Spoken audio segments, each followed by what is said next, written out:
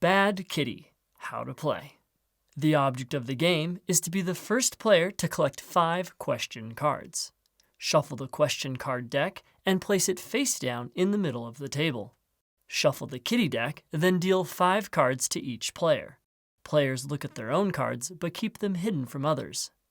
Set the remainder of the kitty deck face down in the middle of the table. The player who most recently touched a kitty is the first cat herder. On your turn as the cat herder, draw the top card from the question deck and read it aloud. Now, all the other players must choose one kitty card from their hand to submit face down to the cat herder. Once you have submitted a card, you cannot change it. When all the players have submitted a card, the cat herder shuffles them, then reveals them one by one. The cat herder then picks one kitty card they think best fits the question card. The player who had submitted the chosen kitty wins the round and collects the question card to a pile in front of them. Discard all the played kitty cards to a discard pile, and every player draws back up to 5 cards.